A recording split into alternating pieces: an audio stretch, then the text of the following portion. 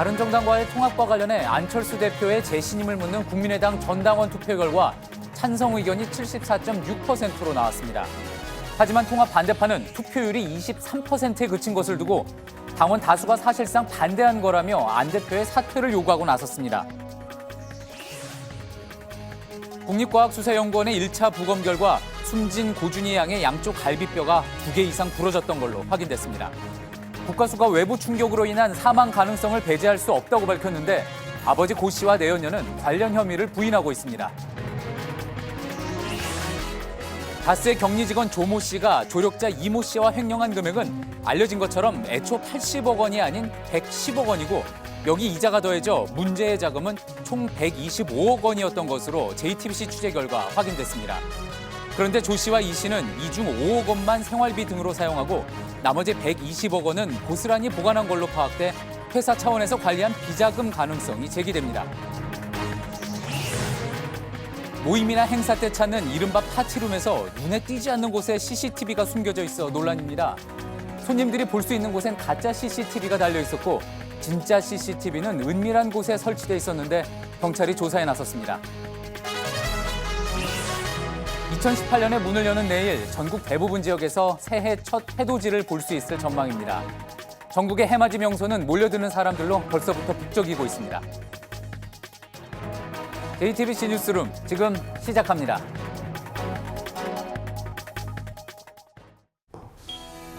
공기청정기가 도로 위로 내일을 바꾸는 현대수소 전기차.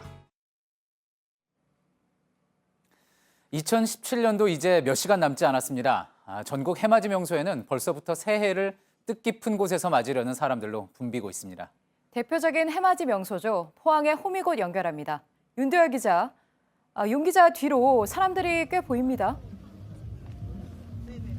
네, 제가 5시쯤에 이곳에 도착을 했는데요. 오는 길이 차로 꽉 막혀서 애를 먹었습니다. 제가 나와 있는 이곳 경북 포항의 호미곶 해맞이 광장도 벌써부터 사람들로 북적이고 있습니다. 주변의 숙박업소나 카페 등도 일찌감치 예약이 끝났습니다. 지난해에는 AI가 무섭게 번지면서 전국 대부분의 해넘이, 해맞이 행사가 취소가 됐었죠. 올해도 서해안 쪽의 행사는 많이 취소가 됐지만 영향이 다소 적었던 동해안 쪽은 사정이 조금 다릅니다. 이곳 호미곶을 비롯해서 강릉의 경포대, 부산의 광안리, 그리고 울산의 간절곶 등에서는 내일 해맞이 행사 준비에 분주한 모습입니다. 특히 이곳 호미곶에는 내일 아침에 평창 동계올림픽 성화가 도착을 하게 됩니다. 새해와 이 성화를 일치시키는 퍼포먼스를 진행합니다. 올림픽의 성공을 기원하고 특히 지진으로 피해를 입은 포항 시민들을 위로하는 행사입니다. 예, 지금 많은 분들이 또 기대하고 계실 텐데 문제는 날씨 아니겠습니까? 내일 해가 뜨는 것을 볼 수 있을까요? 네, 내일 아침에는 전국이 대체로 맑아서 일출을 깨끗하게 볼 수 있겠습니다. 어제까지는 미세먼지 때문에, 오늘은 황사 때문에 전국이 답답했었는데요. 저녁부터 불어오는 북서풍으로 지금은 공기가 한결 나아졌습니다. 다만 찬 공기 때문에 기온은 다소 떨어질 전망입니다. 무술년 첫 해는 7시 26분에 독도에서 가장 먼저 뜹니다. 울산 간절곶이 7시 31분, 이곳 포항의 호미곶은 7시 32분에 해가 뜨고 서울은 7시 47분에 일출을 감상할 수 있겠습니다. 예, 그렇군요. 그런데 저희가 또 생각해 봐야 할 게 포항 호미곶이면은 이번에 지진 피해가 컸던 곳들과도 가깝지 않습니까? 이런 연말연시 분위기를 함께 즐길 수 없는 분들도 아주 많을 것 같습니다. 네, 지진으로 피해를 입은 이재민들이 거주하는 임시대피소에는 아직도 500여 명이 머물고 있습니다. 이재민 수가 급격하게 줄다가 정체된 데는 강제 이주 판단, 정밀 안전 점검 진단을 통해 강제 이주 판단이 내려진 건물이 늘고 있기 때문입니다. 오늘도 흥해의 대웅 파크맨션에 대해 진단을 한 결과 즉시 이주해야 한다는 판단이 내려져서 70가구가 현재 짐을 꾸리고 있습니다. 큰 시리에 빠진 충북 제천도 연말연시에 들뜬 분위기는 찾아볼 수 없고 추모 분위기만 가득합니다. 화재 3사의 아픔을 같이 하기 위해 충북도 전체에서 해넘이, 해맞이 행사는 취소됐습니다. 또 제천 실내체육관에 마련된 분향소에도 하루 종일 추모를 하려는 시민들의 발길이 이어졌습니다. 지금까지 포항 호미곶에서 JTBC 윤두열입니다. 국민의당이 바른정당과의 통합 문제를 두고 안철수 대표의 재신임을 묻는 전당원 투표를 실시한 결과 74.6%가 찬성하는 걸로 나왔습니다. 안철수 대표는 좌고우면하지 않고 통합의 길로 전진하겠다고 밝혔습니다. 하지만 통합 반대파는 당원의 4분의 3은 투표를 거부한 거라면서 반박하면서 안 대표의 퇴진운동을 벌이겠다고 선언했습니다. 투표 결과가 나오면서 당내 갈등은 일촉즉발의 상황으로 치닫고 있는 모습입니다. 먼저 박병현 기자의 보도입니다. 국민의당 선거관리위원회는 오늘 오전 10시 기자회견을 열고 전당원 투표 결과를 발표했습니다. 최종 투표율 23%로 당원 26만여 명 중 6만여 명이 참여한 셈인데 이 중 74.6%가 바른정당과의 통합과 이를 추진해온 안철수 대표를 재신임하는 데 찬성표를 던졌다는 겁니다. 안 대표는 곧바로 통합에 대한 의지를 재확인했습니다. 변화의 열망으로 받아들여 좌고우면하지 않고 통합의 길로 전진하겠습니다. 하지만 당내 통합 반대파의 반발은 투표 결과에도 더욱 거세졌습니다. 박지원 의원 등 반대파 의원 18명은 기자회견을 열고 투표 결과를 정반대로 해석했습니다. 최소 투표율 3분의 1 기준에도 미치지 못한 이번 투표는 바른정당과의 합당에 대한 반대이자 안 대표에 대한 명백한 불신임의 표시가 아닐 수 없다. 통합에 반대하는 한 남성 당원이 투표 결과 발표장에 난입해 폭력을 행사하기도 했습니다. 제 신임이 확정되었음을 선포합니다.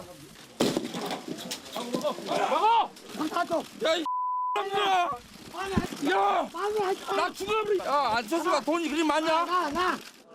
이런 가운데 반대파는 전당대회 의장인 이상돈 의원을 앞세워 바른정당과의 합당한 비준을 막겠다는 계획이어서 전당대회 개최를 놓고 통합파와 반대파는 다시 한번 정면 충돌을 예고하고 있습니다. JTBC 박병현입니다. 예, 정치권에서 예상됐던 일이긴 하지만 방금 보신 것처럼 국민의당이 오늘 전당원 투표 결과를 발표한 뒤로 갈등이 오히려 격화되고 있는 모습입니다. 취재 기자와 함께 좀 더 자세히 이야기 나눠보도록 하겠습니다. 유정화 기자, 그러니까 투표율은 23%였고요. 그 통합에 대한 찬성이 74.6%였습니다. 이 똑같은 숫자 두 개를 놓고서도 양쪽의 해석이 다른 모습이네요. 네, 일단 안철수 대표는 어떻게 감사의 마음을 전해야 할지 모르겠다면서 결과를 매우 환영하는 모습을 보였습니다. 예. 하지만 통합 반대파는 이번 투표를 실패라고 규정하고 안 대표의 사퇴를 요구했습니다. 양측의 입장 한번 들어보시겠습니다. 예. 당대표로 선택해 주셨던 2만 9천여 분의 당원보다 월등히 많은 4만 5천여 분이 통합을 추진하는 저를 재신임해 주신 겁니다. 전 당원으로 따졌을 때 이 합당을 전제로 한 안철수 대표의 신임은 17.02%밖에 득표를 하지 못했습니다. 사실상 불신임 투표입니다. 예, 그렇군요. 한 진실을 두고 서로 완전히 다른 면을 보고 있군요. 그런데 어쨌든 바른정당과 이제 통합을 하려면은 절차상 전당대회를 거쳐야 하는 거죠? 네, 전당대회는 대표 당원 1만여 명 중에 절반인 5천 명 이상이 참여해야 하는 매우 까다로운 절차입니다. 예. 안 대표 측은 전당원 투표로 이미 그 당원들의 정치적 의사가 확인된 만큼 정식 전당대회, 소위 체육관 선거보다는 전자투표 등을 통한 사전투표를 도입해서 약식으로 개최하는 방법 등을 좀 고민하고 있는 것으로 전해집니다. 예. 하지만 통합 반대파는 이 같은 방식이 꼼수라고 맞서고 있는데요. 현재 전당대회 준비위원장 등은 모두 통합 반대파가 맡고 있는 모습입니다. 예. 전당대회 시작부터 막아설 가능성이 있는 거고요. 또 일각에서는 통합 반대파끼리 별도의 전당대회를 열자는 움직임도 포착되고 있습니다. 전당원 투표를 끝냈지만 또 다른 더 큰 걸림돌이 있는 겁니다. 예, 투표가 어떤 갈등을 봉합하기보다는 더 그 틈을 그리고 있는 그런 모습인데, 자, 그럼 분당까지 혹시 반대파에서는 염두를 어느 파든지 분당까지 염두에 두고 있는 겁니까? 네, 안철수 대표가 오늘 아주 의미심장한 말을 했습니다. 통합의 절차도 목적도 모두 반대하는 분들에게는 설득의 한계를 느낀다. 이렇게 말을 했고요. 예. 전당원 투표의 내용과 의미를 세심히 살펴야 달라 이렇게 이야기를 했습니다. 결국 반대파들 중에 일부와는 함께 가기 어렵다는 뜻을 밝힌 것으로 보이고요. 예. 또 통합 반대파 역시 오늘 대표직 사퇴를 재차 요구하면서 뜻을 함께하는 의원들이 20명이 넘는다고 이야기했습니다. 예. 그 20명은 교섭단체를 구성할 수 있는 요건인데요. 이 숫자를 강조한 것 역시 분당을 고려하고 있는 것으로 해석될 수 있는 대목입니다. 예, 그렇다면은 뭐 이제 통합의 파트너라고 할까요? 바른정당 입장에서는 그 뭐라고 할지도 궁금한데 어떤 입장이 나온 게 있습니까? 네, 바른정당은 압도적인 찬성을 기록한 이번 투표 결과를 환영한다 이렇게 이야기를 했고요. 즉각 통합 논의 기구를 구성하자고 제안도 했습니다. 하지만 실제 통합 과정에 들어서게 되면 의원들 중에서 한두 명, 또 광역단체장 중에서도 일부가 이탈할 가능성이 있습니다. 예, 알겠습니다. 지금까지 정치부 류정화 기자였습니다. 예, 다음은 고준희 양 사망 사건 관련 속보입니다. 실종됐다 숨진 채 발견된 5살 준희 양은 갈비뼈가 부러진 상태였던 걸로 확인이 됐습니다. 정확한 부검 감정 결과가 나와봐야 알겠지만 살해 가능성에 무게가 실리고 있습니다. 전북지방경찰청에 나가 있는 취재기자 연결해 자세한 내용 알아보겠습니다. 정진명 기자, 앞서 이제 국가수에서는 부검 결과 사인을 판단할 수 없다 이런 결론을 내렸었잖아요. 좀 더 자세한 부검 결과를 설명하면서 이 준희 양 갈비뼈가 부러졌다는 사실이 나왔나 보죠?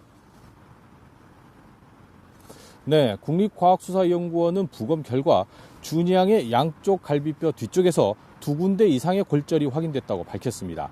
아버지 고 씨는 딸에게 심폐소생술을 했다고 주장하지만 골절 부위가 심폐소생술 때 손상받는 곳이 아니라는 게 국과수 설명입니다. 다만 준희 양이 살아있을 때 부러진 건지 숨진 뒤 묻는 과정에서 골절됐는지는 정확한 부검 감정 결과가 나와봐야 알 수 있습니다. 예, 그렇군요. 내연녀 이모 씨에 대해서 구속영장이 발부됐는데 이 씨가 혐의에 대해서 인정을 했습니까? 네, 준희 양을 직접 묻은 아버지 고 씨와 내연녀 이모 씨의 어머니 김모 씨는 이미 어제 구속됐습니다. 경찰은 내연녀 이 씨도 시신 유기에 가담한 것으로 보고 조사 중 긴급 체포했고 어젯밤 늦게 구속영장을 신청했습니다. 이 씨는 오늘 오후 3시 영장실질심사를 받으러 가는 길에 잠깐 모습을 드러냈는데요. 취재진의 질문에는 묵묵부답이었습니다.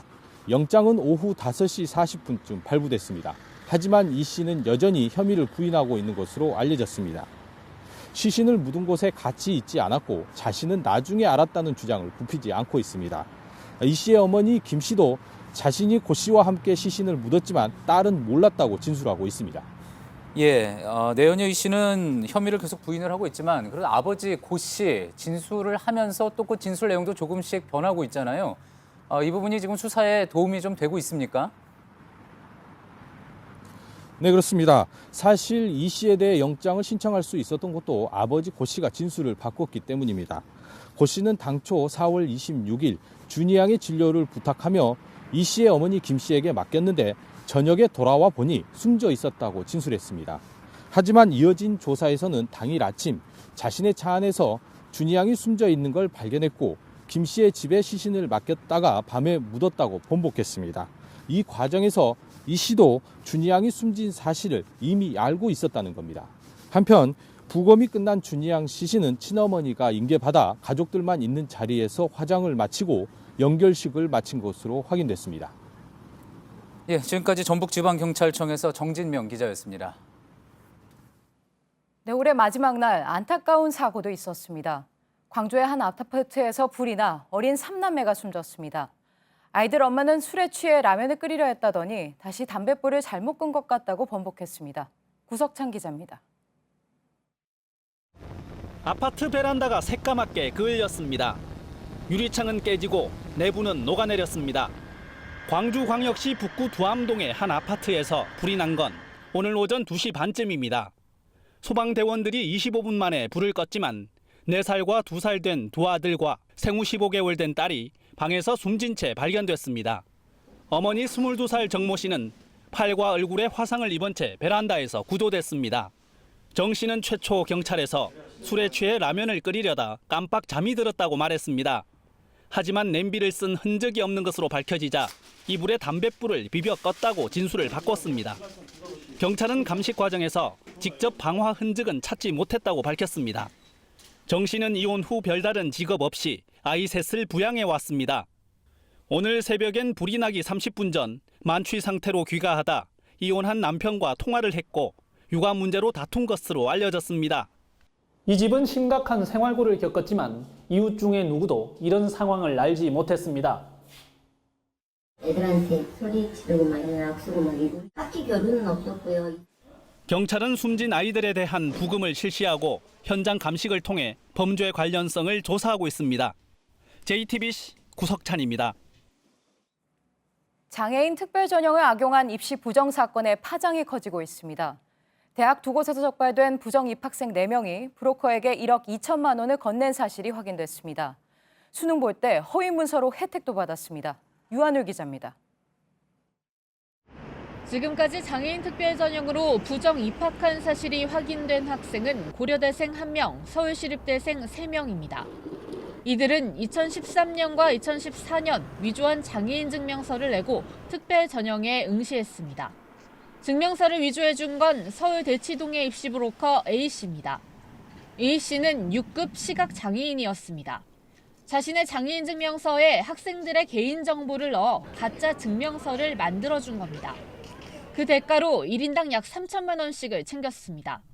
부정 입학생 4명 중 2명은 허위 병원 진단서를 내고 수능 시험도 시각장애인들과 함께 치렀습니다. 6급은 경증 시각장애로 분류돼 시험 시간을 보통 수험생의 1.5배 쓸 수 있습니다.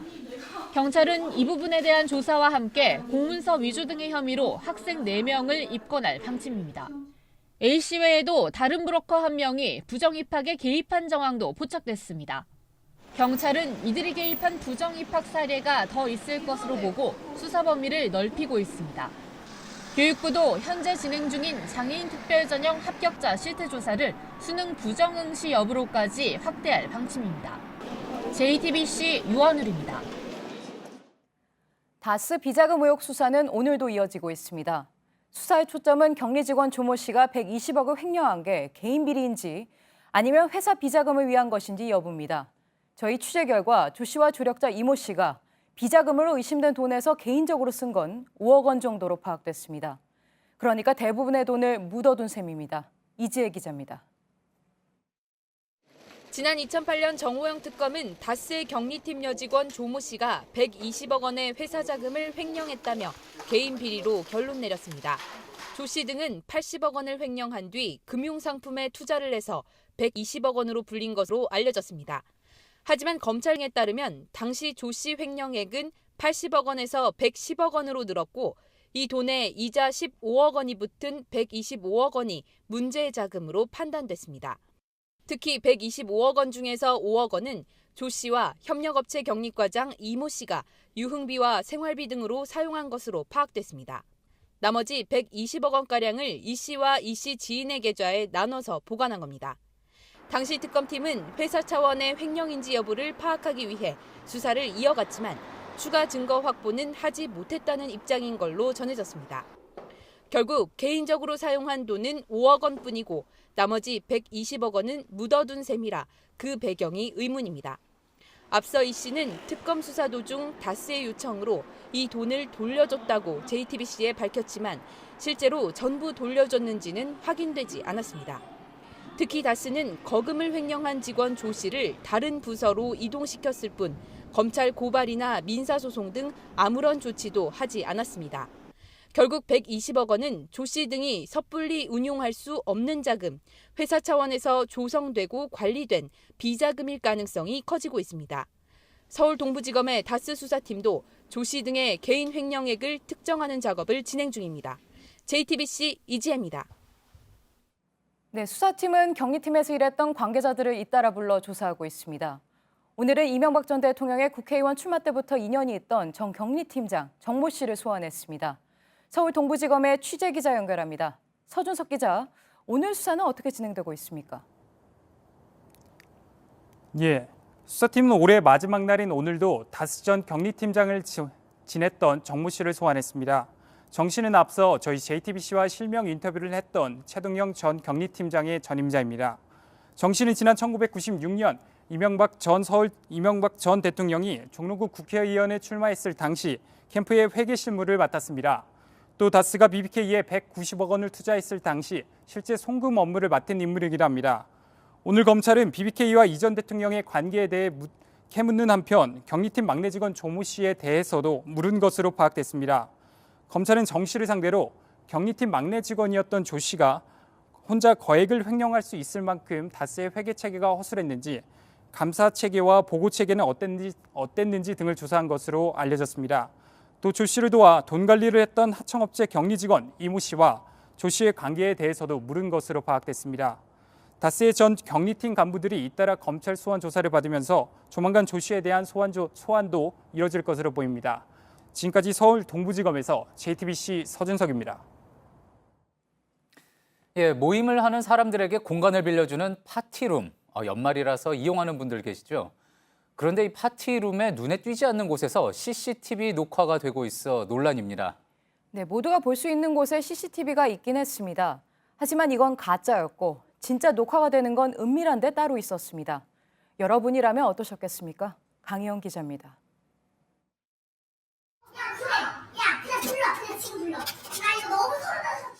연말 모임을 위해 친구들과 서울 홍대 앞에 파티룸을 찾은 이모 씨는 당황했습니다. 꽃갈모자 밖으로 전선 이렇게 연결돼가지고 콘센트에 꽂혀 있어서 뭔가 이상하잖아요. 너무 소름 돋고 무서워가지고. 방 한쪽에 놓여있던 고깔모자 밑에서 녹화 중인 CCTV를 발견한 겁니다. 어디까지 찍혔을까? 옷을 여기 안에서 갈아입었던 게 생각이 났고. 파티룸 안에는 CCTV가 2개 있었습니다. 보이는 곳에 설치된 CCTV는 작동하지 않는 가짜였습니다. 진짜는 고깔모자 밑에 숨겨져 있었습니다. 사실상 몰카였습니다. 사전 고지를 하셨어야죠. 그러니까 어디에 있는지. 어디 있는 게 뭐가 지금 무조건 찍는 건데. 파티룸 예약 사이트에는 안전을 위해 CCTV를 설치했다고 공지돼 있습니다. 고객들은 보이는 곳에 설치된 CCTV를 말하는 걸로 생각했습니다. 업주는 파티룸 CCTV가 부서지는 경우가 많아 숨겨뒀다고 주장했습니다. 경찰은 해당 업주를 불러 몰래카메라 촬영 혐의 등을 조사 중입니다. JTBC 강희연입니다. 기증된 시신에서 각막이나 피부 등을 채취하는 복지부 산하기관 공공조직은행의 한 간부가 직원들을 도축장 인부에 비유해 논란이 됐다는 소식 뉴스룸이 전해드렸었죠. 보도 후 복지부가 특별감사를 실시했는데 각종 비리 의혹까지 쏟아지면서 결국 경찰 수사를 받게 됐습니다. 서복현 기자입니다. 공공조직은행 간부가 직원 교육 때 했던 말입니다. 도축장에 인부하고 이런 거 다니고 있어. 간호사라고 잘하나? 여기에 조직 간부들의 비리 의혹까지 보도가 되면서 국정감사에서도 논란이 됐습니다. JTBC 그 보도를 보고 상당한 충격을 받았습니다. 특별감사를 실시해서 위법 부당한 사실이 있으면 업을 처리하겠습니다. 특감 결과 30개가 넘는 사안이 적발됐습니다.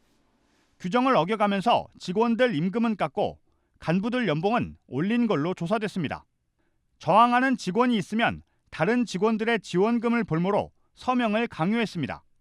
규정을 어긴 임금 지급에 대해 복지부가 임금 1,100만 원을 환수 지시하자 다른 직원들 수당을 각출해 환수금 일부를 마련했습니다. 임원들은 법인카드로 주말에 식사를 즐겼는데 한 간부는 근거 제시도 없이 교통비 등으로 2,700여만 원을 썼다고 보고하기도 했습니다. 결국 복지부는 공공조직은행의 해당 관계자들을 횡령과 배임, 강요 혐의로 경찰에 수사 의뢰했습니다. JTBC 서복현입니다. 얼마 전 제천 화재 참사 때 가장 많은 사망자가 나온 공간이 2층 여자 목욕탕이었습니다. 여기서는 특히 비상구가 막혀 있어서 찾을 수 없다는 게 문제였죠. 취재진이 서울 시내를 돌아봤는데 이와 비슷한 곳이 한둘이 아니었습니다. 오선민 기자입니다. 사망자 29명 가운데 20명은 2층 여자 목욕탕에서 발견됐습니다. 비상구는 가로막혔고 그나마 잠겨 있었습니다. 열리지 않는 비상문은 제천만의 이야기가 아닙니다. 서울의 한 목욕탕 내부입니다. 비상문을 찾아 열어봤지만 열리질 않습니다. 목욕 바구니를 보관하는 선반에 막혀 있는 겁니다. 커튼에 가려 비상문이 어디 있는지 찾기 힘든 경우도 있습니다. 업주는 대수롭지 않습니다. 물 낳는 얘가 별로 없으니까 솔직히 어디든 목욕탕 가면 다 그럴 거예요. 비상문을 열고 나가도 탈출은 쉽지 않습니다. 타고 내려가야 할 완강기는 녹이 슬어 위태롭습니다. 탈출에 쓸 도구가 담긴 상자는 아예 열리질 않지만 소방 관계자들은 이를 모두 확인하는 건 불가능하다고 호소합니다. 전체 대상을 다 확인할 수 없다 보니까 업주들한테 맡기는 부분도 있죠. 위험에 무방비인 건 아파트도 마찬가지입니다. 대피 통로로 쓸 계단은 자전거와 물건이 빼곡합니다. 닫혀 있어야 할 방화문은 활짝 열려 있습니다. 20층에서 지상까지 내려오는데 걸린 시간은 4분. 연기로 가득 찬 공간이라면 시간이 얼마나 더 걸릴지 알 수 없습니다. 참사가 반복되지만 생활 속 안전불감증은 나아지지 않고 있습니다. JTBC 오선민입니다. 요즘 같은 겨울날 아침에 차를 탔는데 시동이 걸리지 않아 당황하셨던 적 있을 겁니다. 너무 추워 배터리가 방전되는 건데 이렇게 추운 곳에 밤새 차를 세워둬야 한다면 블랙박스 같은 전자장치는 잠시 꺼두는 게 좋겠습니다. 송지혜 기자입니다. 영하 18도로 맞춘 실험실에 자동차를 12시간 동안 세워뒀습니다. 그러자 배터리가 0.5V가량 줄었습니다. 이번엔 같은 실험 조건에서 블랙박스를 달고 다시 12시간 뒤 확인했습니다. 배터리가 급격히 줄어 아예 시동이 걸리지 않습니다. 겨울철 온도가 떨어지면 배터리에 방전 위험이 있습니다. 블랙박스라든지 상시 전원이 필요한 경우에는 전원을 꺼주시는 게 실제 보험 개발원이 배터리 충전을 위해 긴급 출동한 횟수는 12월과 1월이 가장 많았습니다. 같은 온도에서 이번엔 자동차 앞유리에 물을 뿌렸습니다. 10분이 지나자 와이퍼가 앞유리에 얼어붙습니다. 힘으로 억지로 떼어내자 와이퍼는 망가지고 맙니다. 이런 낭패를 겪지 않으려면 야외 주차 시 앞유리에 덮개를 덮어놓거나 와이퍼를 세워놓아야 합니다. 자동차 앞유리에 낀 성에를 없애기 위해 뜨거운 물을 붓는 건 삼가야 합니다. 마음이 급해 이렇게 뜨거운 물을 붓게 될 경우 금방 다시 얼어버려 아무런 도움이 되지 않습니다. 이럴 땐 차량 히터로 차를 따뜻하게 데운 뒤 워셔액과 와이퍼를 이용해 성에를 천천히 녹여야 한다고 전문가들은 조언했습니다. JTBC 송지혜입니다. 북한에 정유 제품을 넘긴 것으로 보이는 파나마 유류 운반선을 우리 정부가 억류해 조사하고 있습니다. 홍콩 선박에 이어 두 번째죠. 유엔 안보리 제재의 실효성을 두고 논란이 일고 있습니다. 박현주 기자입니다. 정부는 파나마 유류 운반선 코티오를 지난 21일 평택 당진항에 억류해 북한 선박에 정유 제품을 넘겼는지 조사하고 있습니다. 정부는 북한 선박에 정유 제품 약 600톤을 넘겼다는 의심을 받고 있는 홍콩 선적 라이트하우스 윈모어호를 현재 여수항에 붙잡아두고 있습니다. 외교부는 관세청 등 관계기관과 합동으로 조사가 진행 중이라며 안보리 제재 결의의 철저한 이행을 위해 관련 국가 긴밀히 협의하고 있다고 밝혔습니다. 하지만 중국, 러시아에 이어 파나마까지 이면에서 북한을 도운 정황이 드러나면서 국제 공조가 삐걱된다는 우려가 나옵니다. 월스트리트 저널은 최근 적발된 홍콩과 북한 선적이 중국의 반대로 유엔 안보리 제재 대상에서 제외됐다고 전했습니다. 트럼프 미국 대통령도 밀거래 배후로 중국을 지목했고 외신에 따르면 러시아도 비슷한 방식으로 최소 3차례 몰래 북한에 석유를 넘긴 것으로 알려졌습니다. 대북 제재에 대해서 국제사회가 외형상으로는 하나의 몫을 내고 있지만 실제적으로는 각 나라마다 이해관계가 다르고 전문가들은 사실상 징벌적 의미에 그치고 있는 유엔 제재의 실효성을 높일 방안이 필요하다고 지적했습니다. JTBC 박현주입니다. 새해 첫날인 내일 문재인 대통령은 올해 의인으로 뽑힌 사람들과 해맞이 산행을 합니다. 또 순직 유가족 자녀 등 각계 인사들과 신년 전화 통화를 합니다.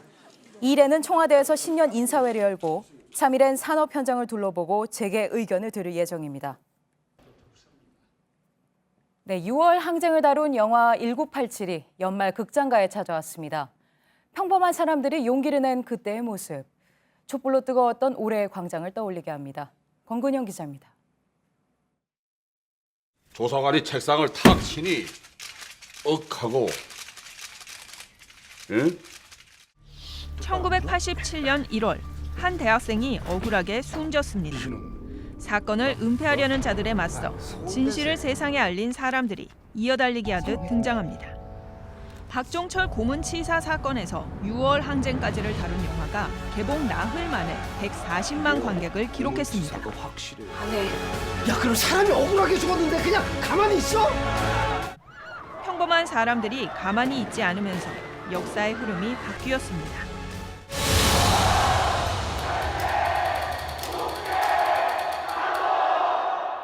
(30년) 전의 광장이 촛불로 뜨거웠던 올해의 광장과 겹쳐집니다. 1987년이 없었다면 또 2017년 촛불이 있었을까? 올해 유일하게 1,000만 관객을 동원한 택시 운전사도, 미국 의회 청문회장에서 증언한 위안부 할머니의 이야기를 다룬 I Can Speak도 작지만 큰 용기를 냈던 사람들의 실화에 기초했습니다. 이제 1987년을 그린 영화를 통해 2017년을 돌아봅니다. 30년 뒤에는 또 어떤 영화가 나와 오늘을 비출까요? JTBC 권근영입니다. 네, 새해 첫날인 내일은 대부분 맑아서 해돋이를 볼 수 있겠습니다. 차가운 북서풍이 내려와 오늘보다 아침 기온이 떨어지니 해돋이 보러 가실 땐 따뜻하게 입으시기 바랍니다.